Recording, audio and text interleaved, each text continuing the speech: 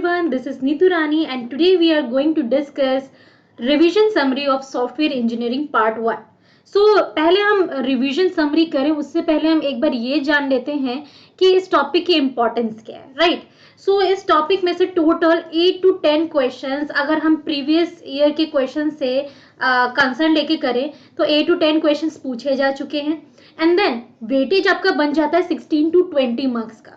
Now questions के level क्या होते हैं, डिफिकल्टी लेवल ऑफ क्वेश्चन जो है वो मॉडरेट टू डिफिकल्ट का होता है. क्वेश्चन अच्छे खासे से पूछे जाते हैं, राइट? बट समटाइम्स ऐसा नहीं है कि हमेशा मॉडरेट टू डिफिकल्ट होगा, इजी भी क्वेश्चंस होते हैं, राइट? सो सबसे पहले हम यहाँ पे स्टार्ट करते हैं introduction to software engineering. Software engineering होता क्या है? एक्चुअली ये दो टर्मिनोलॉजी से मिलकर बना है. You can clearly see here, right? Software engineering. Okay, so यहाँ पर पहले सॉफ्टवेयर को समझते हैं, इंजीनियरिंग क्या होता है उसको समझते हैं, क्योंकि दोनों का अपने अपनी जगह पर ही एक इफेक्टिव मीनिंग कैरी करता है और इसी से मिलकर ये पूरा का पूरा ब्रांच बनता है, right? So what is software? ये तो एक बहुत ही बेसिक सा क्वेश्चन है, आप सभी लोग जानते होंगे. जब भी कोई कंप्यूटर साइंस या आईटी ब्रांच लेता है तो सबसे पहला सवाल तो यही आता है कि what is software. So software is more than just a program code. ठीक है, अब कई बार होते हैं बहुत सारे लोग सॉफ्टवेयर को प्रोग्राम कह देते हैं, but it is something more than a program code. सिर्फ और सिर्फ एक प्रोग्राम सॉफ्टवेयर डायरेक्टली नहीं कहा जा सकता. So here we can clearly see collection of programs is called a software, right? एक सॉफ्टवेयर लाइक मैं एक गेम का एग्जांपल ले लेती हूँ. सभी लोग गेम खेलते ही हो, मोबाइल में एप्लीकेशन कोई ना कोई गेम ऐप तो डाउनलोड होता ही होता है ना? I am right? सो उस गेम में कई सारे फंक्शनैलिटी होते हैं. लाइक मैं सिंपल एक मारियो गेम की बात कर लूं. मारियो एक गेम के एग्जांपल ले लेते हैं. उसके रिस्पेक्ट में बात करूं तो उसमें एक ऑप्शन आपका जंप का आ जाता है, एक होता है आगे चलते जाने का, एक होता है कि वो बम निकालकर, मतलब बम उसके पास होते हैं, कुछ वेपन्स होते हैं उसको अप्लाई करने का, बट उस पर भी कंडीशंस होती हैं. सो जंप करे ये एक फंक्शनैलिटी है, उसके लिए एक P1 प्रोग्राम यूज किया. आगे को बढ़ते जाए उसके लिए P2 प्रोग्राम का यूज किया. वो कब उसके पास ये फंक्शनैलिटी हो कि वो अपने पास वेपन रखे हो, कब नहीं, वो एक और अनदर फंक्शनैलिटी हो गया. अगर आप एक लेवल को क्लियर कर जाते हो, नेक्स्ट लेवल पे पहुंचने के लिए दूसरे प्रोग्राम को यूज करते हैं. लाइकवाइज ये मैंने एक सिंपल सा आपको एग्जांपल दिया जो कि सभी लोग इन जनरल कोई ना कोई इस टाइप का गेम तो खेलते ही होंगे, है ना?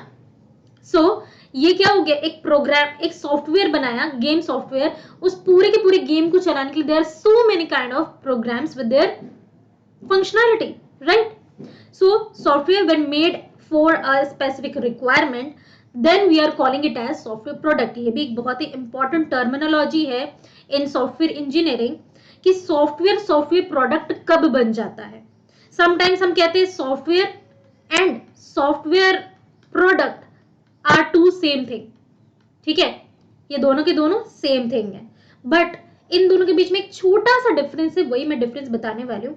जब कोई सॉफ्टवेयर एज यूजुअल है, ठीक है, एज यूजुअल कोई सॉफ्टवेयर बना हुआ है, हमने ऐसा ही अपने फोन में डाउनलोड कर लिया, ठीक है, बाय डिफॉल्ट था, मतलब अपने हिसाब से हमने डाउनलोड नहीं किया, बस डाउनलोड कर लिया. बट अचानक से मुझे याद आया कि भाई मोबाइल बैंकिंग अगर हम अपने मोबाइल में ये ऐप डाउनलोड कर ले तो मैं आराम से ट्रांजेक्शन्स कर सकती हूँ. ये क्या हो गई, मेरी एक स्पेसिफिक रिक्वायरमेंट होगी, है ना? और मैंने अपने रिक्वायरमेंट के हिसाब से एक एप्लीकेशन को डाउनलोड किया तो वो मेरे एक सॉफ्टवेयर प्रोडक्ट बन गया. उसी तरीके से कोई भी ऑर्गेनाइजेशन पहले एक यूजर, एंड यूजर, आप स्टेक होल्डर कह सकते हो, क्लाइंट कह सकते हो, उनसे उनके रिक्वायरमेंट्स पूछता है कि आपको कैसा सॉफ्टवेयर चाहिए.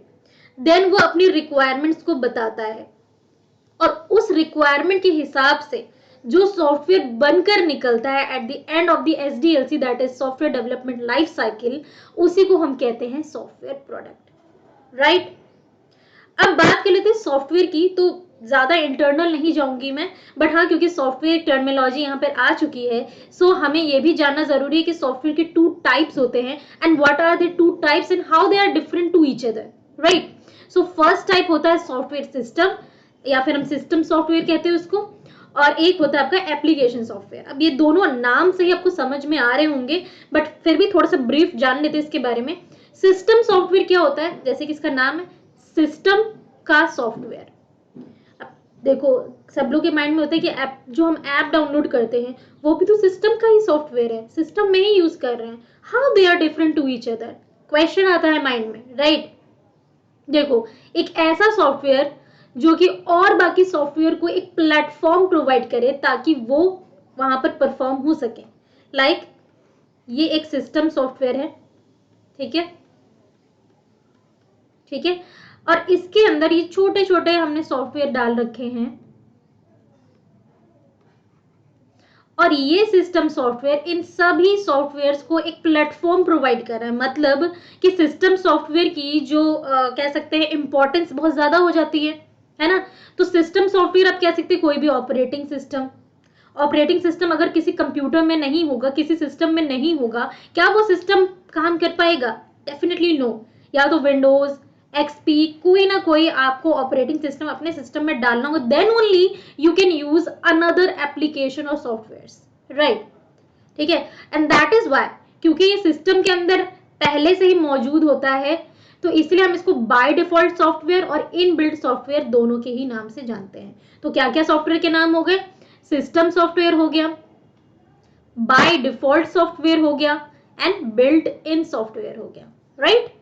नाउ ऑपरेटिंग सिस्टम, मैंने आपको एक एग्जांपल बताया, एक एंटीवायरस सॉफ्टवेयर होता है। आजकल हर एक सिस्टम में आपको एंटीवायरस डाला हुआ जरूर मिलेगा, क्योंकि हम आजकल अपने सिस्टम में नेट तो यूज करते ही करते हैं, है ना? इंटरनेट जब भी यूज कर रहे हो वहां से कोई भी इंट्रूडर ना आ जाए, कोई वायरस ना आ जाए, आपकी सिस्टम को हानि ना पहुंचाए, दैट इज वाई एंटीवायरस या तो फ्री ऑफ कॉस्ट या तो फिर आप उसकी सब्सक्रिप्शन ले लेते हो, तो उस फॉर्म में आपको वो मिल जाता है। डिस्क फॉर्मेटिंग सॉफ्टवेयर, ये भी आपके सिस्टम में इनबिल्ट होता है। कंप्यूटर लैंग्वेज ट्रांसलेटर, अगेन आपके सिस्टम में पहले से होता है। So these are the basic examples of system software. अब बात ये आ जाती है, these are commonly prepared by computer manufacturer, क्योंकि सिस्टम बना, उस सिस्टम के साथ ही ये सॉफ्टवेयर भी बन जाते हैं। जब भी वो पर्टिकुलर सिस्टम हम मार्केट में क्लाइंट तक पहुंचाते हैं, डिप्लॉय करते हैं, उससे पहले ही मैन्युफैक्चरर ये सारे के सारे सॉफ्टवेयर को सिस्टम के अंदर अपलोड कर देते हैं, क्योंकि without this software system can't work, है ना? तो ये सॉफ्टवेयर जो है डायरेक्टली कंप्यूटर मैन्युफैक्चरर, जहां पे कंप्यूटर मैन्युफैक्चर किया जाता है, उन्हीं के द्वारा इनको प्रिपेयर कर दिया जाता है, एंड देन ओनली ये रेडी टू बाय होते हैं। अब ये सॉफ्टवेयर जो है वो लो लेवल लैंग्वेज वाले प्रोग्राम्स को अपने अंदर कैरी करते हैं। बहुत इंपॉर्टेंट है ये कि इन सॉफ्टवेयर के अंदर भी प्रोग्राम्स लिखे होते हैं, क्योंकि अभी हमने पढ़ा कि software is nothing but a collection of program. So यहाँ पर जो प्रोग्राम रिटर्न है वो कौन से लैंग्वेज में लिखे हुए हैं? तो ये लो लेवल लैंग्वेजेस में लिखे हुए हैं, right? Then use to interact with hardware at a very basic level. अब यह देखो, कोई भी सिस्टम होता है, सिस्टम के दो चीजें होती हैं, है ना? एक होता है सॉफ्टवेयर, तो दूसरा भाई होता है हार्डवेयर, और इन दोनों के बीच में इंटरेक्शन वेरी इंपॉर्टेंट। तो सॉफ्टवेयर जो ये लो लेवल लैंग्वेजेस में लिखे हुए हैं, दैट इज सिस्टम सॉफ्टवेयर, ये हार्डवेयर के साथ बहुत ही बेसिक लेवल में इंटरेक्ट कर पाती है, मतलब दोनों आराम से एक दूसरे के पर्सपेक्टिव में काम कर पाते हैं। एंड सिस्टम सॉफ्टवेयर को हम एक तरीके से कह सकते हैं ये इंटरफेस की तरह भी एक्ट करता है एक हार्डवेयर और एक एंड यूजर के बीच में। एंड यूजर क्लाइंट हो सकता है जो इस पर्टिकुलर सॉफ्टवेयर को यूज करने वाला है, सिस्टम को यूज करने वाला है। तो ना कि सिर्फ ये सिस्टम सॉफ्टवेयर हार्डवेयर के साथ इंटरेक्शन बनाती, इवन ये एक यूजर और एक हार्डवेयर के बीच में कैसे एक्ट करना है, कैसे they coordinate to each other, उसके लिए इंटरफेस की तरह भी एक्ट करते हैं। तो आई होप आप लोग सिस्टम सॉफ्टवेयर भी क्लियरली समझ गए होंगे। नेक्स्ट है व्हाट इज एप्लीकेशन सॉफ्टवेयर। अभी आपने सिस्टम सॉफ्टवेयर सभी कुछ जान लिया, अब हम यहाँ पर थोड़ा कंपेयर भी करते जाएंगे और एप्लीकेशन सॉफ्टवेयर होती क्या एक्चुअली वो भी जानेंगे।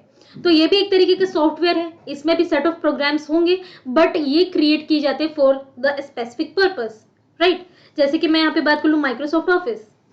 माइक्रोसॉफ्ट ऑफिस की अगर मैं बात करूं तो मैं अपने सिस्टम में तभी रखूंगी जब ये मेरी रिक्वायरमेंट होगी। अगर मैं कोई ऑफिशियल वर्क करती हूँ, डॉक्यूमेंटेशन का काम करती हूँ, then this is my specific purpose, this is my specific requirement, and that is why I need Microsoft Office in my system, otherwise I don't need it, right? So ये मेरा कैसा हो गया, एप्लीकेशन सॉफ्टवेयर हो गया। Web browser, अब जैसे by default अपने सिस्टम में इंटरनेट एक्सप्लोरर होता है ना? बट मैं चाहती हूँ क्रोम में काम करूं, क्योंकि कुछ चीजें एक्सप्लोरर में सपोर्ट नहीं करती हैं। तो मेरी रिक्वायरमेंट हो गई कि हाँ मैंने कोई फॉर्म फिल किया है रिजल्ट आया है, एक्सप्लोरर पे ओपन नहीं हो रहा है, दे रिक्वायर मोजिला फायरफॉक्स और क्रोम, ठीक है, तो वो मैंने अपनी रिक्वायरमेंट के हिसाब से डाउनलोड किया। ऑनलाइन गेम्स की बात कर लो तो कोई लाइक मान लो मेरी फाइटिंग गेम्स फेवरेट नहीं है, मुझे सिंपल गेम्स पसंद, तो मैंने अपने पसंद के हिसाब से गेम को डाउनलोड किया, तो वो मेरी क्या हो गई, स्पेसिफिक पर्पस हो गई। म्यूजिक एप्स, अगर मुझे म्यूजिक पसंद है then only I will download it, otherwise no. So these are the application software and it is generally a program or you can say collection of program जो कि एक end user directly इसको use करता है। and sometimes हम इसको application software की जगह एप्लीकेशन और सिंपली ऐप भी कहते हैं, जो आजकल आप कहते हैं ना ये ऐप डाउनलोड कर लो, वो ऐप डाउनलोड कर लो। App is nothing but application software, और ये एक तरीके का सॉफ्टवेयर है जो कि यूजर के स्पेसिफिक टास्क को परफॉर्म करने के लिए डेवलप किया जाता है, and that is why application, that means जो हमारी यूसेज है, जो हमारी यूजेज को ध्यान में रखते हुए कोई सॉफ्टवेयर क्रिएट किया जाए, that is why we are calling it as application software. So I hope system software, application software दोनों आपको क्लियर हो गया होगा। नाउ हमने एक टर्मिनोलॉजी यूज कर ली है, समझ लिया है सॉफ्टवेयर इंजीनियरिंग में, that is what is software. Now we are going to understand what is engineering. Engineering होता क्या है? इंजीनियरिंग मतलब किसी चीज को बनाना, that is developing products, product को बनाना, राइट और कैसे बनाना? Using well defined scientific principles and methods, मतलब कुछ अच्छे प्रिंसिपल्स और मेथड्स का यूज करके बहुत ही अच्छी तरीके से, ताकि काम कम टाइम में हो, इफेक्टिव हो, कॉस्ट कम लगे, ऑल दोज थिंग्स को लेकर चलते हुए एक प्रोडक्ट को डिप्लॉय करना, डेवलप करना, दैट इज कॉल्ड इंजीनियरिंग। अब आप सॉफ्टवेयर भी समझ गए हैं, इंजीनियरिंग भी समझ गए हैं, अब आप सॉफ्टवेयर इंजीनियरिंग कंबाइंड क्या होता है आराम से समझ जाएंगे। सो this is nothing but a engineering branch which is associated with development of software product, ठीक है, मतलब सॉफ्टवेयर इंजीनियरिंग एक तरीके का इंजीनियरिंग ब्रांच है जहां पर हम क्या डेवलप कर रहे हैं, एक सॉफ्टवेयर को डेवलप कर रहे हैं, और किन किन चीजों का यूज करके, that is well defined scientific principles, बहुत ही अच्छे साइंटिफिक प्रिंसिपल्स, मतलब scientific principles is nothing but a principal which is already proved, right, and methods and procedures, ताकि आपका सॉफ्टवेयर इफेक्टिव हो, एफिशिएंट हो। अब जैसे मैंने आपसे कहा in a summarization what is software product, तो जो भी सॉफ्टवेयर इंजीनियरिंग बनाने के बाद, सॉफ्टवेयर इंजीनियरिंग अप्लाई करने के बाद जो आउटकम निकल कर आया, जो रिजल्ट निकल कर आया, which is our desire, right, in efficient and reliable form, वो आपका सॉफ्टवेयर प्रोडक्ट हुआ। नाउ एफिशिएंट मतलब जैसा हम चाहते थे कि हाँ भाई इतने टाइम में ये सॉफ्टवेयर वर्क कर सके, खुद कितना भी कोई फेलियर आ जाए रेलेबल रहे, राइट। तो in a short way we can say कि सॉफ्टवेयर इंजीनियरिंग एक तरीके का ब्रांच है कंप्यूटर साइंस का, जहां पर हम वेल डिफाइंड इंजीनियरिंग कॉन्सेप्ट्स का यूज करते हैं, ताकि जो हमारा प्रोडक्ट है वो एफिशिएंट हो, ड्यूरेबल हो, स्केलेबल हो, ताकि आगे एक्सटेंड किया जा सके, बजट के अंतर्गत हो, that is in budget, and on time software product, right. नहीं, नाउ हमें ये जानने की जरूरत है कि सॉफ्टवेयर इंजीनियरिंग हमने पढ़ तो लिया, now what is it's requirement, ठीक है, क्यों जरूरी है सॉफ्टवेयर इंजीनियरिंग, इसके बिना क्यों नहीं काम हो सकता। सो अगर सॉफ्टवेयर इंजीनियरिंग अपने पास है, ठीक है, तो हम लार्ज सॉफ्टवेयर को बहुत ही आसानी से मैनेज कर सकते हैं। मतलब अगर लाइक मान लो आजकल हर टाइम अपडेशन तो चलती रहती है, चाहे वो सॉफ्टवेयर की बात कर ले, चाहे हार्डवेयर की बात कर ले, everything needs a new version, right, updation चाहिए, तो स्केलेबिलिटी अच्छी होनी चाहिए, कॉस्ट मैनेजमेंट आजकल हर कोई चाहता है, चाहे वो कितना भी अमीर हो, कितना भी गरीब हो, कितना भी मिडिल क्लास का पर्सन हो, वो चाहते हैं कि कम पैसे में बेहतर काम हो, तो कॉस्ट मैनेजमेंट वाला काम हो जाता है। सॉफ्टवेयर का नेचर क्योंकि डायनेमिक होता है, क्योंकि उसमें नए नए वेराइटी ऐड होते जाते हैं, that is I have already told you कि न्यू वर्जन्स आते हैं, अपडेशंस होती है, और वो अपडेशंस को ऑल द टाइम मैनेज करते रहना चाहिए टाइम टू टाइम। सो ये डायनेमिक नेचर जो है सॉफ्टवेयर का, उसको अपन मैनेज कर सकते हैं। Then for better quality management, software engineering बहुत ही अच्छा और इफेक्टिव प्रोडक्ट हमें निकाल कर देता है, तो क्वालिटी बहुत इंपॉर्टेंट है। देखो कॉस्ट, टाइम एंड क्वालिटी, ये तीनों बिहाफ पे ही हम किसी भी सॉफ्टवेयर को, उसके प्रोडक्ट को जज करते हैं। सो ये तीनों चीजें सॉफ्टवेयर इंजीनियरिंग से मैनेज हो जाती हैं, that is why it is necessary. Now good software होने के लिए क्या क्या कैरेक्टर्स होने चाहिए, व्हाट आर द फीचर्स और यू कैन से कैरेक्टर्स। अगर सॉफ्टवेयर गुड है तो हम कैसे पहचाने कि वो सॉफ्टवेयर गुड है। तो देखो, सॉफ्टवेयर प्रोडक्ट को जज करना है तो what it offers and how will it can be use. ठीक है, किसी भी सॉफ्टवेयर को अगर हम जज कर रहे हैं तो सबसे पहले तो ये कि सॉफ्टवेयर हमें क्या प्रोवाइड करेगा, दैट मीन्स कि क्या ऑफर कर रहा है। अगर मैं सॉफ्टवेयर को यूज करूं तो what are the functionality I will get, and साथ ही के साथ जो फंक्शनैलिटी मिल रही है क्या मैं उसको इजीली यूज कर पा रही हूँ। ये दो चीजें किसी भी सॉफ्टवेयर को जज करने के लिए इंपॉर्टेंट होते हैं, क्योंकि इसको यूज कौन करने वाला है, क्लाइंट करने वाला है। और जो क्लाइंट है उसको उसके इंटरनल वर्किंग, क्या कोडिंग की गई, कितने लाइन ऑफ कोड्स लगे, उसकी कोई रिक्वायरमेंट नहीं होती, क्योंकि वो उसको समझ ही नहीं सकता। वो सिर्फ और सिर्फ उसकी यूजेज और इसकी इजीनेस को लेकर चलता है। So this software must satisfy 3 grounds: operational grounds, transitional grounds and maintenance ground.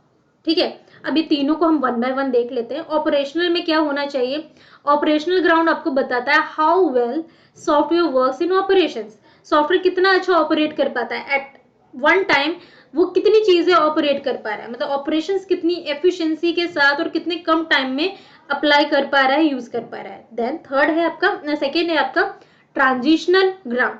This aspect is important कब हो जाता है, when software is moved from one platform to another. Transitional in the sense कि changes।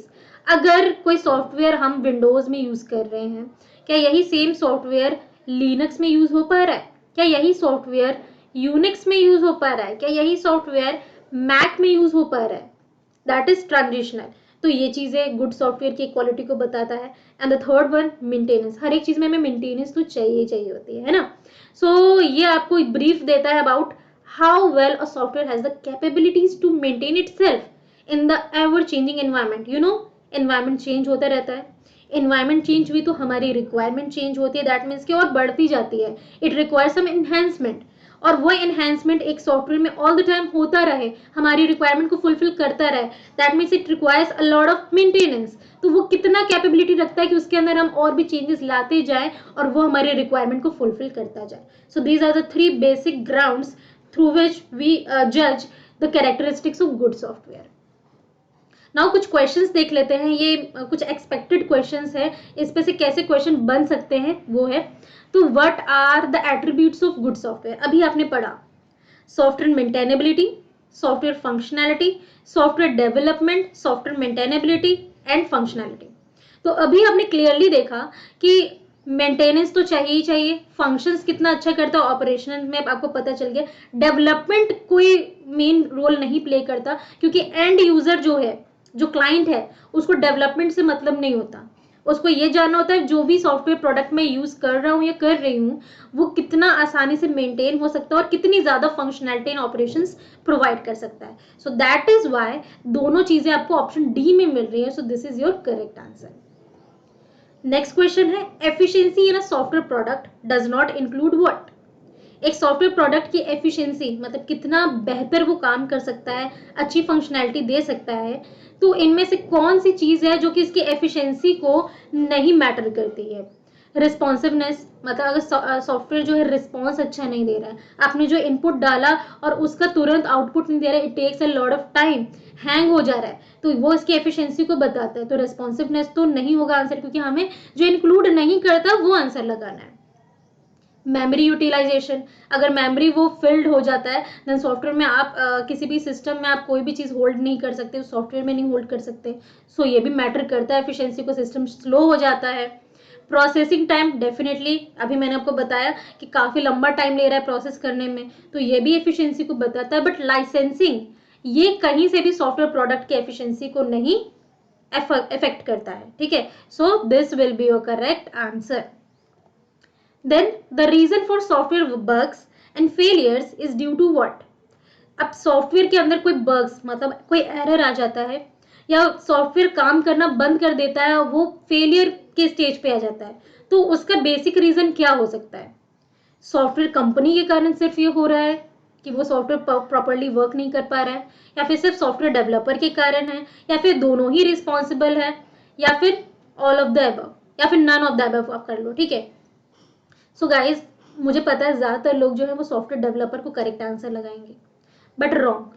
देखो, एक company है, एक organisation I can say, ठीक है, ऑर्गेनाइजेशन है, और उसके अंदर there are so many developers, right, and these developers working on the policies of the organisation.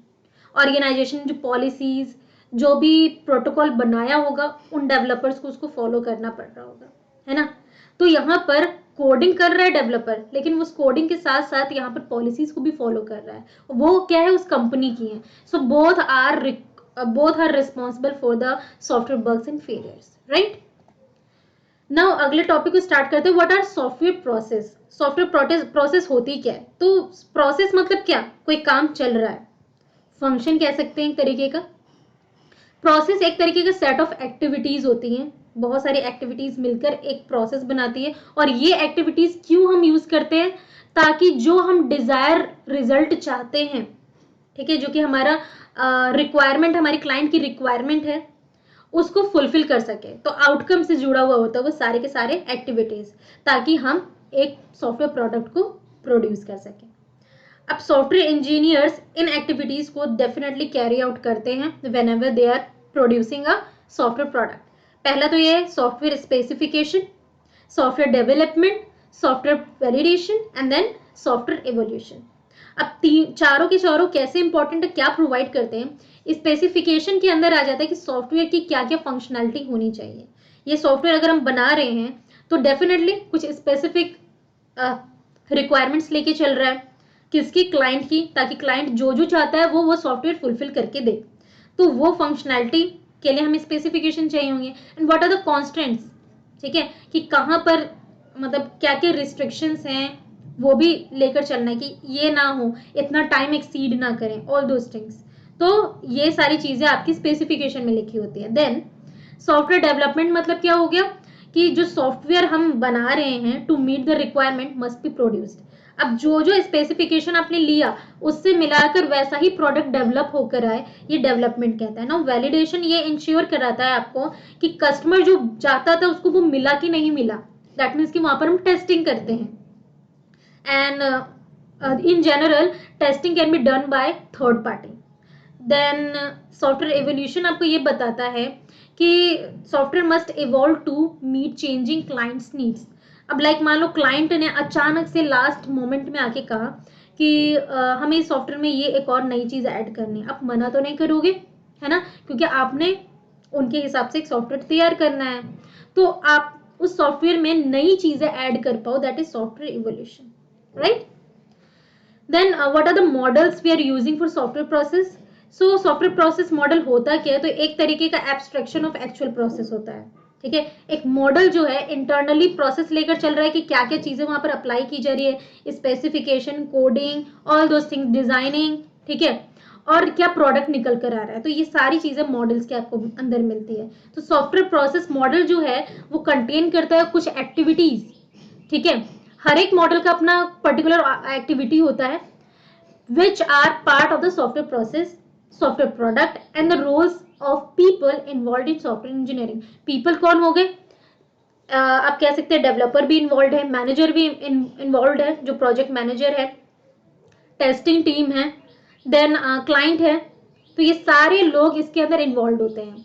अब मैं कुछ इंपॉर्टेंट, ठीक है, वेरी इंपॉर्टेंट जो है वो सॉफ्टवेयर डेवलपमेंट पैराडिगम या फिर आप प्रोसेस मॉडल कह सकते हो, उनके नाम यहाँ पे मेंशन किए हैं।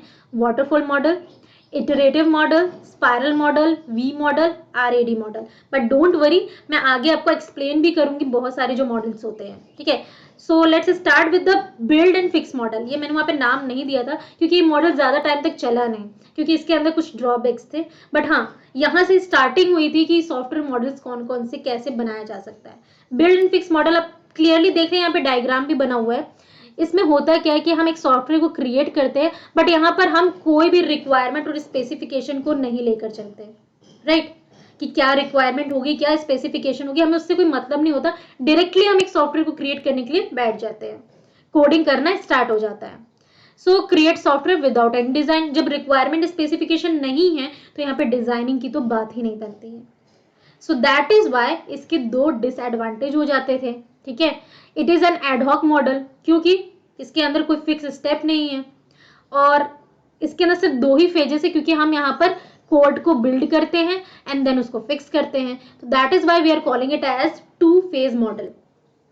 बट जब ये मॉडल बना है तो कहीं ना कहीं किसी न किसी के लिए तो सुटेबल होगा। सो स्मॉल प्रोग्राम्स को क्रिएट करने के लिए it is very suitable. Small programs you can say like 100 to 200 lines of code के लिए अगर हम कर रहे हैं, सो इट इज सुटेबल, ठीक है। और एक इसकी और ड्रॉबैक क्या हो जाती है कि कुछ टाइम या फिर कुछ कंडीशन के कारण, ठीक है, या कुछ टाइम बाद या फिर कोई ऐसी कंडीशन आ गई, यहाँ पर जो फेलियर्स आते हैं उसको भी हम नहीं फिक्स कर पाते, राइट, मतलब मैनेज नहीं हो पाता। तो sometimes it is unfixable, unmanageable and unrealistic. So you can see the diagram. यहाँ पर हमने डायरेक्ट कोडिंग करना स्टार्ट किया क्योंकि कोई रिक्वायरमेंट स्पेसिफिकेशन डिजाइन तो है नहीं। कोडिंग किया, कोडिंग में कुछ गड़बड़ आई तो हम उसको बैठ गए फिक्स करने के लिए, एंड लाइक वाइज ये होता चला जाता है, ठीक है। तो आपने इसके ड्रॉबैक्स देख लिए और इन्हीं ड्रॉबैक्स को फुलफिल किया गया आगे के मॉडल्स में। पहले इसके आप जान लो points. Build and fix model किसके लिए सुटेबल हो सकता है? So for programming exercise of कितने लाइन ऑफ कोड अभी हमने पढ़ा, 100 to 200 line of codes. Then which of the following statements regarding build and fix model is wrong. तो अभी सभी कुछ पढ़ लिया आपने, क्या रॉन्ग होगा वो आपको फाइंड आउट करना है। No room for structured design, तो इट इज अप्रोप्रिएट, यहाँ पर कोई भी स्ट्रक्चर की जरूरत नहीं होती। Code soon becomes unfixable and unchangeable, ये भी अभी हमने लास्ट पॉइंट में पढ़ा। Then maintenance is practically not possible, yes, manageable नहीं तो मेंटेनेंस तो होगा नहीं। It scales up well to large projects, ये तो रॉन्ग हो गया। अभी हमने पढ़ा था 100 to 200 लाइन ऑफ कोड वाले प्रोग्राम में यूज करता है, दैट इज स्मॉल प्रोजेक्ट्स, तो यहाँ पर तो ये काम ही नहीं करेगा। सो this will be your correct answer. Waterfall model उनके जितने भी ड्रॉबैक्स थे उसको ओवरकम करता है।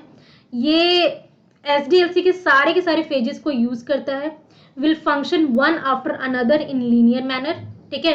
पहले जैसे लाइक मान लो जितने भी स्टेप्स चल रहे हैं इसके अंदर, यू कैन सी ये इसके अंदर स्टेप्स चलते हैं। पहले यहाँ पर हम जितने भी रिक्वायरमेंट्स हैं उनको इकट्ठा करते हैं, उसके बाद सिस्टम उसको एनालाइज करते हैं कि क्या क्या रिक्वायरमेंट जो हमने ली है इज इट अप्रोप्रिएट और not. Then we will start coding. Coding करने के बाद हम उसको टेस्ट करते हैं, कुछ गड़बड़ आई then only we are going to implement it, and then operations and maintenance चलता है। बट गड़बड़ यहाँ पे ये हो जाती है कि जो जितने भी यहाँ पर प्रोसीजर्स चल रहे हैं वो वन एट अ टाइम ही होगा, एक फंक्शन एक ही टाइम पे यूज कर सकते हैं। दो लाइक मान लो मैं चाहती हूँ रिक्वायरमेंट गैदरिंग और सिस्टम एनालिसिस साथ साथ हो, इट इज नॉट पॉसिबल। पहले रिक्वायरमेंट गैदरिंग कंप्लीट होगा देन ओनली सिस्टम एनालिसिस होगा।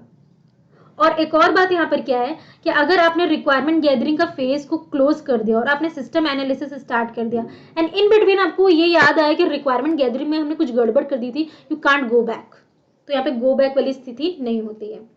सो बेस्ट सूटेड कहाँ के लिए ये बेस्ट सूटेड है?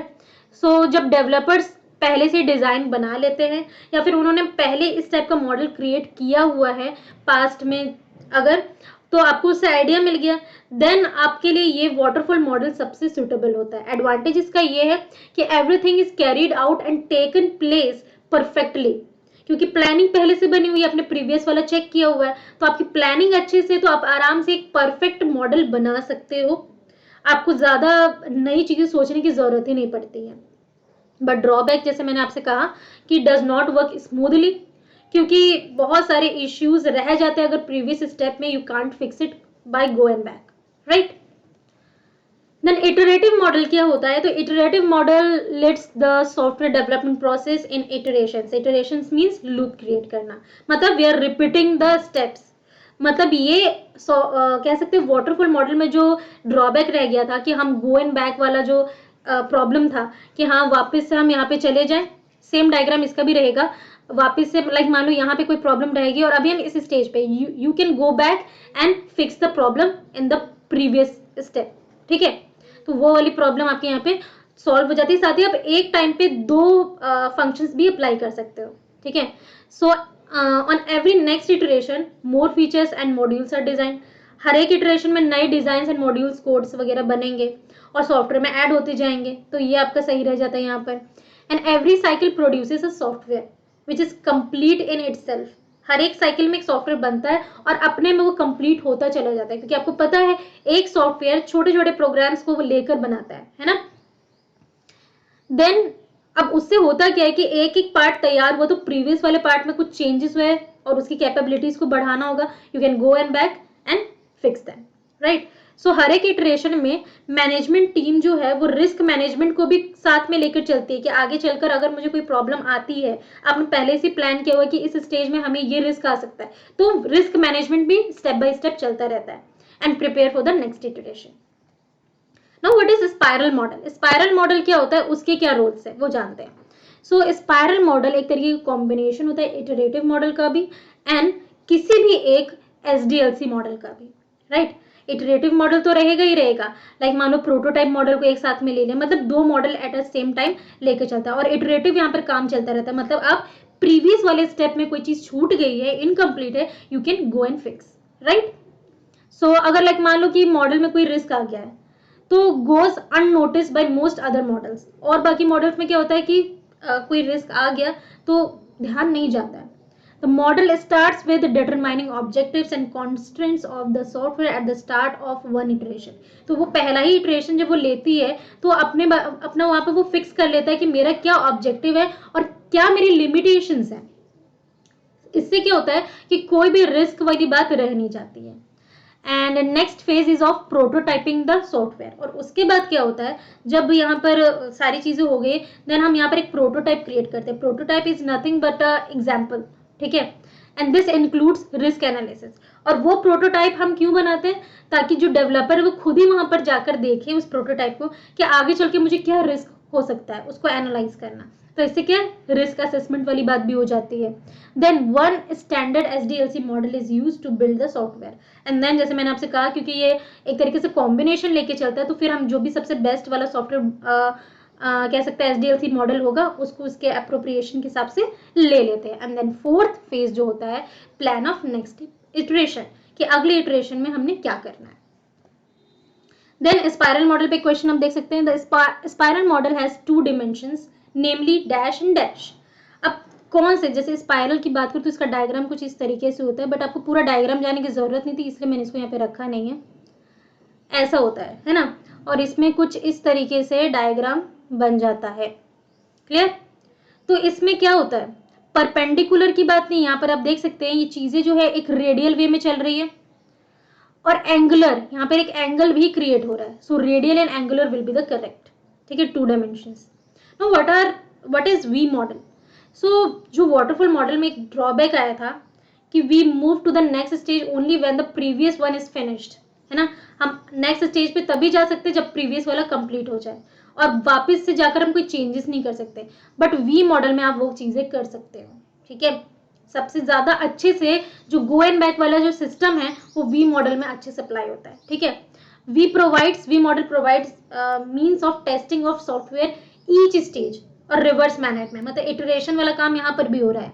हर एक स्टेज में हम एक टेस्ट प्लान क्रिएट करते हैं, टेस्ट केसेस बनाते हैं ताकि हम वेरीफाई और वैलिडेट कर सके प्रोडक्ट को उनकी रिक्वायरमेंट के हिसाब से।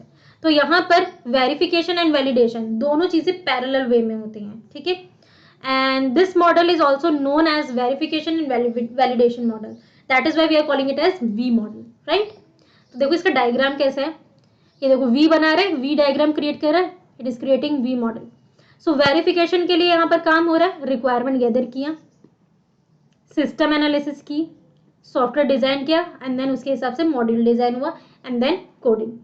अगेन यहाँ पर देख सकते हो यहाँ पे सारे टेस्टिंग चल रहे हैं, तो यहाँ पर वैलिडेशन का काम हो रहा है। वेरिफिकेशन में क्या होता है कि इंटरनली क्या क्या चीजें हुई हैं और कैसे आउटपुट निकला, वो वेरिफिकेशन का काम होता है, राइट। और वैलिडेशन का काम क्या होता है कि आउटपुट क्या निकला और कैसे निकला, इंटरनल कैसे निकले वाली बात ही नहीं वैलिडेशन में। जो सॉफ्टवेयर प्रोडक्ट जो क्लाइंट चाहता था अपने रिक्वायरमेंट के साथ, क्या उसको वो चीज मिल पाई है, दैट्स द मेन मुद्दा इन वैलिडेशन, ठीक है। तो वो टेस्टिंग के थ्रू करता है, unit testing, integration testing, system testing, acceptance testing, ये सारे टेस्टिंग को फॉलो करके चलता है।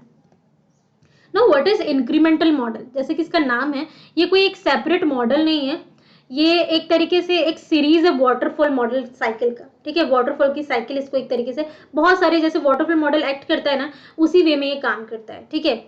So the requirements are divided into two groups, यहाँ पर रिक्वायरमेंट्स को हम दो ग्रुप में डिवाइड कर देते हैं प्रोजेक्ट की स्टार्टिंग में ही, ठीक है। एंड हर एक ग्रुप में जो HDLC model, that is software development life cycle model है, वो फॉलो किया जाता है, ठीक है। एंड देन ये प्रोसेस रिपीट होता रहता है with each release adding more functionality until all requirements are met.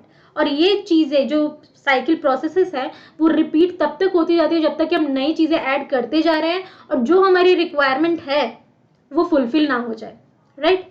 And ये मॉडल हर एक साइकिल में एक मेंटेनेंस फेज की तरह एक्ट करता है for the previous software release. जो प्रीवियस सॉफ्टवेयर बन चुका है उससे ये मेंटेनेंस फेज को भी होल्ड करता है। अब इंक्रीमेंटल मॉडल में जो मॉडिफिकेशन फंक्शनैलिटी है वो क्या करती है, वो डेवलप करता है साइकिल्स टू ओवरलैप। मतलब वहां पे कई सारी साइकिल्स क्रिएट होती है और they are overlap to each other, right. And after subsequent cycle, मतलब कई सारी साइकिल बन जाती है, may begin before the previous cycle is complete. और जो हर एक सबसिक्वेंट साइकिल है वो तभी स्टार्ट होगी जब वो प्रीवियस वाली जो है वो कंप्लीट ना हो जाए। तो इस तरीके से incremental model one by one complete होता चला जाता है। अब एक क्वेश्चन देख लो, what is the major advantage using incremental model? Customer can respond to each increment, यहाँ पे कस्टमर की तो बात ही नहीं आई। Easier to test and debug, testing की तो बात यहाँ पे बहुत कम आई थी। And it is use when there is a need to get a product to the market early, ये वाला बात भी अभी हमने यहाँ पे नहीं किया है। Easier to test and debug, yes ये हो रहा है क्योंकि हम वहाँ पे मेंटेनेंस कर रहे हैं हर एक फेज में, है ना। तो सिर्फ वो चीज अगर हो तो नहीं, लेकिन it is used when there is a need to get a product to the market early. दोनों चीजों के लिए काम चल रहा है ना, अकेला अकेला नहीं चल रहा है, दोनों चीजें। क्योंकि हम टेस्टिंग एंड डिबगिंग जितनी जल्दी और जितनी आसानी से कर ले, मार्केट में प्रोडक्ट उतनी जल्दी ही आएगा। So option D will be the correct answer. Now how is incremental model different from spiral model? अब यहाँ पर बात हो रही है कि इंक्रीमेंटल मॉडल जो है वो स्पाइरल मॉडल से कैसे डिफरेंट है। So progress can be measured for incremental model. जो प्रोग्रेस है वो हम इंक्रीमेंटल मॉडल में मेजर कर पाते हैं, एब्सोल्युटली। अभी मैंने बताया क्योंकि यहाँ पर हम डिवाइड कर देते हैं ग्रुप्स में, है ना, और हर एक में एसडीएलसी प्रोसेस चल रही होती है। और जब तक कि हमारी रिक्वायरमेंट फुलफिल ना हो जाए, वहाँ पे मेंटेनेंस चल रही है, मेजरमेंट हर एक फेज में हो रहा है, तो डेफिनेटली ये हो गया डिफरेंस वाली बात जो कि स्पाइरल में नहीं हो रही थी। अब बी क्यों नहीं है? Changing requirements can be accommodated in incremental model. ये कई सारे मॉडल्स में ऐसा है, सिर्फ हम इसको नहीं कह सकते। And users can see the system early in incremental model, तो ऐसा भी हम नहीं कह सकते क्लियरली, है ना। तो यहाँ पे प्रोग्रेस वाला पॉइंट जो है वो इसके अंदर आ जाएगा। क्लियर है? देन आगे बात कर लेते हैं। ओके ये पॉइंट यहाँ पे बाय मिस्टेक आ गया, चलिए कोई बात नहीं। आरएडी मॉडल क्या होता है?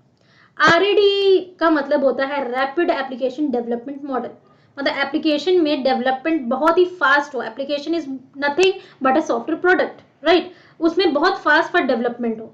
So it is an adoption of the waterfall model. देखो कोई भी मॉडल बहुत एफिशिएंट तभी हो सकता है जब अपने प्रीवियस मॉडल की फंक्शनैलिटी को होल्ड करके चले। जैसे कि आरएडी मॉडल है वो वाटरफॉल मॉडल की फंक्शनैलिटी लेके चल रहा है। इंक्रीमेंटल मॉडल भी वाटरफॉल मॉडल की फंक्शनैलिटी को कैरी करके चल रहा था, इटरेशंस भी हो रहे थे वहां पे, राइट। सो आरएडी मॉडल का मेन टारगेट ये होता है developing software in a short period, बहुत कम टाइम में एक सॉफ्टवेयर बन जाए, ये इसका मेन, क्योंकि रैपिड इसका नाम ही है ना।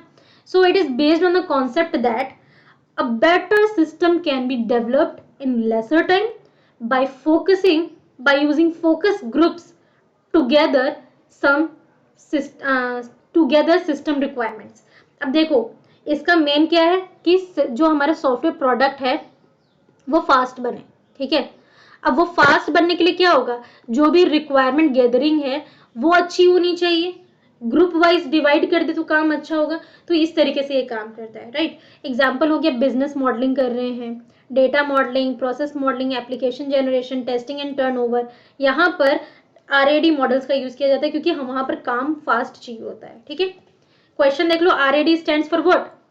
रैपिड एप्लीकेशन डेवलपमेंट, अभी मैंने आपको बताया, तो ये हो गया correct answer. Then agile model क्या होता है? तो एजाइल मॉडल एक तरीके का मेथोडोलॉजी है, एक तरीके का प्रैक्टिस है जो प्रमोट करता है continuous interaction of development and testing during SDLC process of any project, ठीक है। एसडीएलसी मतलब क्या हुआ? देखो एसडीएलसी को एक बार मैं डिफाइन कर देती हूँ। एसडी एलसी एक तरीके का मॉडल होता है, हर एक मॉडल है, यहाँ पे एग्जाम्पल्स है, ये एक टाइप्स कह सकते हैं। एक्चुअली ये होता ये है कि हम यहाँ पर किसी भी सॉफ्टवेयर प्रोडक्ट को जब बनाना स्टार्ट करते हैं, ओरिजिनेशन, और कब तक वो प्रोजेक्ट चलता है, ठीक है, मतलब कि मार्केट में कब तक इसकी रिक्वायरमेंट होती है, रिटायरमेंट तक, ये सब कुछ एसडीएलसी के अंदर आ जाता है। मतलब प्रोजेक्ट का बनना और उसका मार्केट से खत्म होना, उसकी रिक्वायरमेंट खत्म होना, ये पूरा फेज एसडीएलसी होल्ड करता है। सो एजाइल मेथोडोलॉजी एक तरीके की प्रैक्टिस है जो ज्यादा से ज्यादा इंटरेक्शन चाहता है लगातार वे में, कि कैसे कैसे डेवलपमेंट हो रही है और कैसे कैसे टेस्टिंग हो रही है किसी भी एसडीएलसी प्रोसेस के अंदर for any project, right. Agile method के अंदर होता क्या है, जो पूरा का पूरा प्रोजेक्ट है हम उसको small incremental builds, you can से ग्रुप, यू कैन से मॉड्यूल्स में डिवाइड कर देते हैं, small small, right, but in incremental builds. और ये जो बिल्ड्स हैं वो इटरेशंस में प्रोवाइड किया जाता है, और हर एक इटरेशन खत्म होता है 1 to 3 वीक्स में, ठीक है। तो इस तरीके से यहाँ पर काम होता है। साथ ही इसके कैरेक्टराइज्ड जो मैनर, किस तरीके से यहाँ पे काम करते हैं, मतलब कौन से की एजम्पशंस इसके अंदर हमें सोचने होते हैं जब भी कोई भी हम सॉफ्टवेयर प्रोडक्ट बनाते हैं। तो देखो यहाँ पर एडवांस में ये सोच लेना कि software requirement will persist and which will change, कौन सा रिक्वायरमेंट हमेशा चलेगा और किस में चेंजेस आ सकते हैं, वो एजाइल मॉडल में फिक्स करना मुश्किल है, पहले से ही प्रेडिक्ट कर लेना मुश्किल है, ठीक है। तो ये इसकी एक तरीके से कह सकते हैं एजम्पशन है। एंड ये भी डिफिकल्ट है प्रेडिक्ट करना कि how user prioritize will change as the project proceeds, मतलब यूजर किस चीज में चेंजेस चाहेंगे प्रोजेक्ट के बीचों बीच, वो भी पहले से पता लगाना मुश्किल है, मतलब फ्यूचर बताना मुश्किल है। In short, for many types of software design and development are interlinked. बहुत सारे टाइम पे ऐसा होता है कि बहुत सारे जो सॉफ्टवेयर डिजाइन या फिर डेवलपमेंट जो है वो एक दूसरे के इंटरलिंक्ड हो जाते हैं यहाँ पर। एंड इसका मतलब आप ये कह सकते हैं कि जो एक्टिविटीज है, both activities should be performed in tandem so that design models are proven as they are created. मतलब जो डिजाइन आपने बनाया है और जो हमारी रिक्वायरमेंट थी, मतलब ये दोनों एक्टिविटीज की बात हो रही है, इन दोनों को एक तरीके से मैच करना और सेम ही निकल कर आए, थोड़ा सा प्रॉब्लमेटिक हो जाती है यहाँ पर। एंड ये भी डिफिकल्ट हो जाता है सोचना कि how much design is necessary before construction is used to test the configuration. Configuration को टेस्ट करते वक्त कैसा कंस्ट्रक्शन की जरूरत पड़ सकती है पहले ही सोच लेना मुश्किल है। साथ ही एनालिसिस, डिजाइन, डेवलपमेंट और testing are not as predictable from a planning point of view. तो यहाँ पर लास्ट में आपको समराइजेशन ही मिलता है कि क्या एनालिसिस पहले से हम सोच के रखे, क्या डिजाइन होगा पहले से सोच के रखे, ये मुश्किल है। ये टाइम टू टाइम जैसे जैसे ये सॉफ्टवेयर बनेगा, क्योंकि हम यहाँ पर क्या स्मॉल स्मॉल मॉड्यूल्स में डिवाइड कर ले रहे हैं बिल्ड्स में, तो वो अपने हिसाब से क्या रूप लेगा we can't say in this model, right. Question पे आ जाते हैं, how is plan driven development different from agile development, right. So इसके अंतर्गत अगर हम बात करें, जो आउटपुट्स हैं are decided through a process of negotiation during the software development process. जो आउटपुट्स हम डिसाइड कर रहे हैं किसी भी प्रोसेस ऑफ नेगोशिएशन को लेके, जो भी सॉफ्टवेयर डेवलपमेंट प्रोसेस में देखने को मिलेंगे, ठीक है, तो वो डिसाइड पहले करना मुश्किल है। And specification, design, implementation, testing, ये सब इंटरलिव्ड है। इटरेशन अकर्स विद इन एक्टिविटीज, तो definitely all of the above are correct, right. तो ये all of the above will be the correct answer. Then agile development software development is based on what, incremental development, iterative development, linear development, या फिर incremental and iterative both. तो definitely both, ठीक है, दोनों को ही हम वहां पर यूज कर रहे थे, आपने देखा ना। प्रोटोटाइप मॉडल क्या है, अमेजिंग मॉडल ये भी होता है। ये प्रोटोटाइपिंग मॉडल जो है वो स्टार्ट करता है रिक्वायरमेंट गैदरिंग से, मतलब पहले तो रिक्वायरमेंट्स हमें चाहिए ही चाहिए कि क्या क्या हमारे प्रोजेक्ट में लगनी है चीजें, ठीक है। Then the developer and the user एक साथ मिलते हैं, जो डेवलप करने वाला है वो और जिसकी रिक्वायरमेंट्स है, जो हमारे क्लाइंट है उसको यूजर भी कह सकते हैं, दोनों मिलते हैं and define the purpose of the software, कि हम सॉफ्टवेयर क्यों बना रहे हैं। डेवलपर पूछता है क्लाइंट से कि आपकी क्या रिक्वायरमेंट्स हैं, क्या नीड्स है, उसको आइडेंटिफाई किया जाता है। तो एक इस मीटिंग के जरिए एक क्विक डिजाइन क्रिएट किया जाता है, राइट। एंड इस क्विक डिजाइन के साथ ये क्विक डिजाइन इस पे फोकस करता है कि जो सॉफ्टवेयर का एस्पेक्ट है वो क्या है और यूजर क्या देखता है अपने अपकमिंग सॉफ्टवेयर प्रोडक्ट में, ठीक है। एंड देन उसके बाद हम एक प्रोटोटाइप डेवलप करते हैं, मतलब एक एग्जाम्पल मॉडल डेवलप करते हैं इस क्विक डिजाइन के साथ, ठीक है। एंड वो प्रोटोटाइप उसके बाद हम कस्टमर के पास भेजते हैं या फिर कस्टमर के सामने रिप्रेजेंट करते हैं, और कस्टमर उस प्रोटोटाइप को चेक करता है। उसको अगर लगता है कि हाँ it is appropriate what he want तो ठीक है, अदरवाइज कुछ मॉडिफिकेशन चेंजेस करने होते हैं, एट दैट टाइम वो कस्टमर वहां पर बता देता है, और उन स्टेप्स को देखते हुए एक बेटर वर्जन उस पर्टिकुलर प्रोटोटाइप का क्रिएट किया जाता है। And these are continuously shown to the user, मतलब यहाँ पर जो क्लाइंट या फिर एंड यूजर उसकी involvement throughout the process लगती रहती है, ठीक है। ये पहला SDLC मॉडल होगा जहां पर पूरे के पूरे through out the process client की जो प्रेजेंस है वो बनी रहती है, ठीक है। और ये तब तक चलता रहता है जब तक कि कस्टमर उस पर्टिकुलर सिस्टम से सेटिस्फाई ना हो जाए, और एक बार जब वो सेटिस्फाई हो गया देन वो प्रोटोटाइप को एक एक्चुअल सिस्टम में कन्वर्ट कर दिया जाता है, सारी क्वालिटी और सिक्योरिटी को मद्देनजर रखते हुए। सो this is amazing one. and what is the question based on it? So which one of the following is not a phase of prototyping model? इनमें से कौन सा फेज प्रोटोटाइपिंग मॉडल का नहीं है, ठीक है। तो क्विक डिजाइन तो था, प्रोटोटाइप को बार बार हम अपडेट कर रहे थे, that is refinement. Engineer product, बिल्कुल प्रोडक्ट को बार बार इंजीनियर करना पड़ रहा था, बट कोडिंग की कहीं बात नहीं आ रही थी। So coding will be the correct answer. Now, which one of the following models is not suitable for accommodating any change? इनमें से कौन सा मॉडल जिसमें चेंजेस करना बहुत मुश्किल है, ठीक है। बिल्ड एंड फिक्स मॉडल, तो वहां पर तो कोई रिक्वायरमेंट ही नहीं थी, तो यहां पर तो हम चेंज करते, बिल्ड मतलब कोड को बनाना एंड देन फिक्स करना, पॉसिबल है। RAD में भी पॉसिबल था, प्रोटोटाइपिंग में तो बार बार रिफाइनमेंट हो रही थी, बट वाटरफॉल मॉडल में पॉसिबल नहीं था। So this is your correct answer. Now आ जाते हैं सॉफ्टवेयर मैनेजमेंट एक्टिविटीज पे, कि जब हम सॉफ्टवेयर बना रहे होते हैं, सॉफ्टवेयर प्रोडक्ट बनता है, तो वहां पर एक सॉफ्टवेयर मैनेजर होता है जो कि SDLC की जो मतलब डेवलपिंग टाइम है वहां पर वो इन्वॉल्व नहीं होता है, बट क्या हो रहा है, कैसे हो रहा है, कब हो रहा है, उसकी पूरी नॉलेज होती है सॉफ्टवेयर मैनेजर को। तो उसकी क्या क्या एक्टिविटीज होती है जब मैनेजमेंट हम करते हैं, तो एक होता है सॉफ्टवेयर प्रोजेक्ट प्लानिंग। प्लानिंग का काम पूरा मैनेजर का होता है, मैनेजमेंट के अंतर्गत आता है। ये एक तरीके का टास्क है जहां पर हम ये देखते हैं जब भी सॉफ्टवेयर प्रोडक्ट जब हम बना रहे हैं, ठीक है, उसको स्टार्ट करने से पहले हमें क्या क्या प्लानिंग करनी चाहिए ताकि हम उसके हिसाब से प्रोडक्ट को बनाएंगे और स्टार्ट करेंगे। देन स्कोप मैनेजमेंट के अंदर ये बताया जाता है कि जो प्रोजेक्ट हम बना रहे हैं वो कब तक चलेगा। एंड वेरिफिकेशन, मतलब कैसे कैसे इसकी वेरिफिकेशन कंट्रोल करना है, कि मतलब जो भी डिजायर्स थी हमारी, क्या वो सॉफ्टवेयर फुलफिल कर पा रहा है कि नहीं। देन प्रोजेक्ट को स्मॉल पार्ट में डिवाइड करना ताकि मैनेजमेंट हम आसानी से कर सके।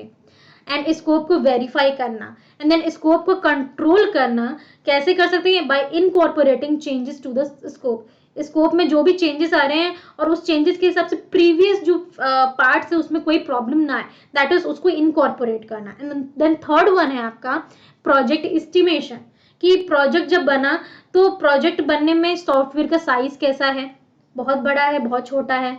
एफर्ट मतलब कितने लोगों ने काम किया और कितने देर तक काम किया, टाइम एस्टिमेशन आ गया। एंड कितना ज्यादा खर्चा हुआ, तो ये एस्टिमेशन में आ जाता है। क्वेश्चन देख लेते हैं, विच of the following is not project management गोल? इसमें से कौन सा गोल प्रोजेक्ट मैनेजमेंट का नहीं होता? Keeping overall cost with in budget, तो ये काम तो होता है ना, कि जो कॉस्ट लग रहा है वो बजट के अंतर्गत लगे, जितना मतलब कस्टमर ने पे किया है उसके हिसाब से ही काम हो, तो ये तो बिल्कुल बनेगा। Delivering the software to the customer at the agreed time, अगर सॉफ्टवेयर को कस्टमर ने कहा है कि मुझे 3 मंथ्स में चाहिए, तो ये बिल्कुल प्रोजेक्ट मैनेजमेंट का मेन मुद्दा होता है कि टाइम पे काम हो, ठीक है, तो ये तो है ही।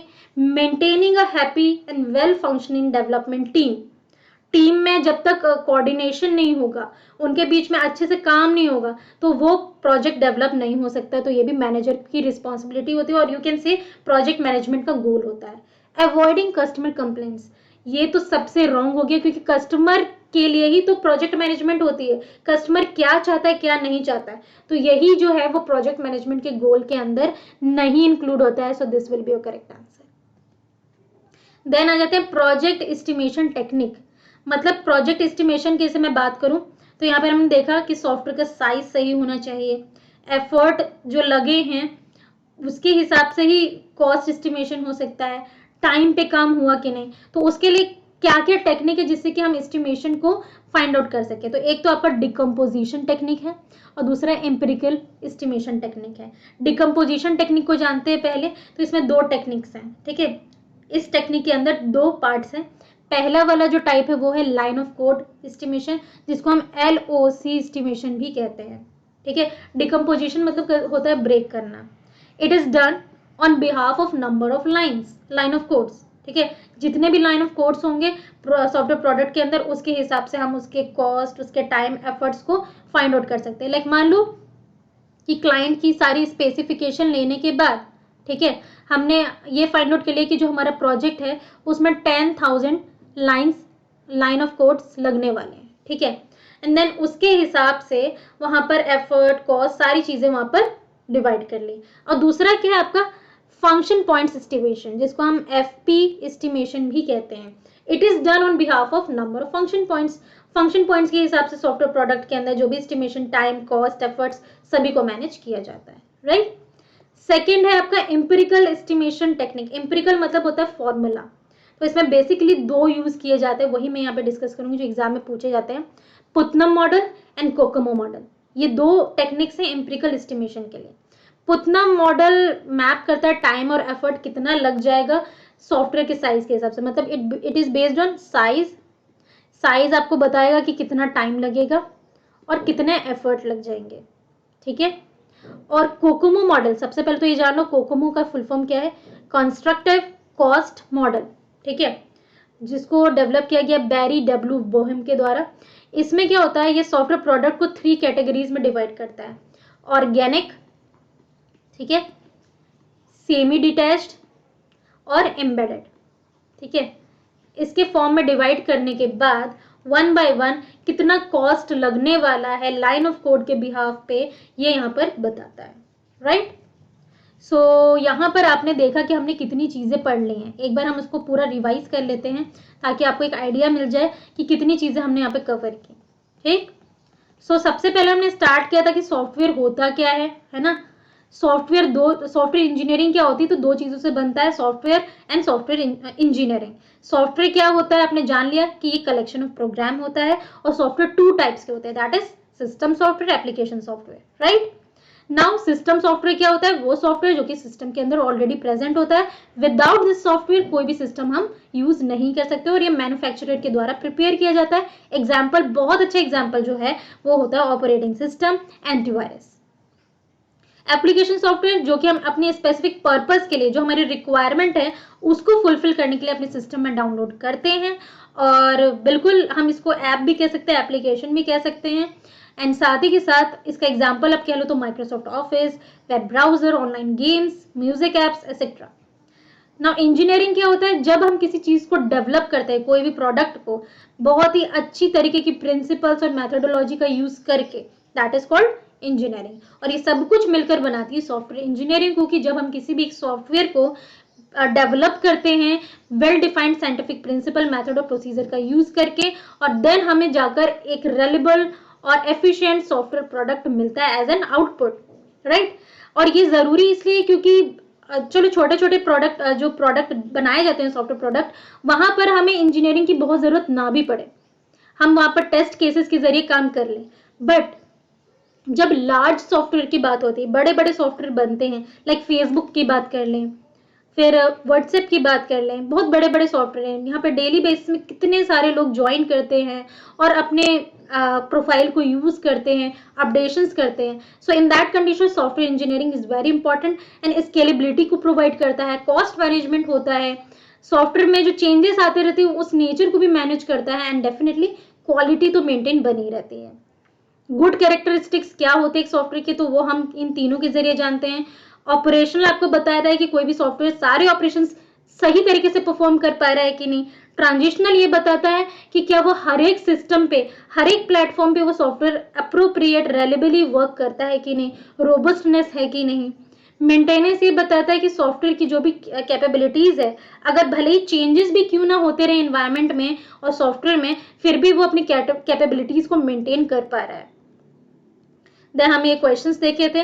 फिर सॉफ्टवेयर प्रोसेस होता क्या है, तो जब हम कोई भी सॉफ्टवेयर डेवलपमेंट लाइफ साइकिल चलाते हैं, that is SDLC, and that time कई सारे प्रोसेस अंडरगो करते हैं, जिसमें कि आप देख सकते हैं स्पेसिफिकेशन लेना, या आप कह सकते हैं रिक्वायरमेंट गैदरिंग, सॉफ्टवेयर डेवलपमेंट करना, देन उसको वैलिडेट कराना मतलब टेस्टिंग करनी, और ये सॉफ्टवेयर कब तक चलेगा और जब तक चलेगा इसमें जो अपडेशन हो रहे हैं उसको इवॉल्व करते रहना।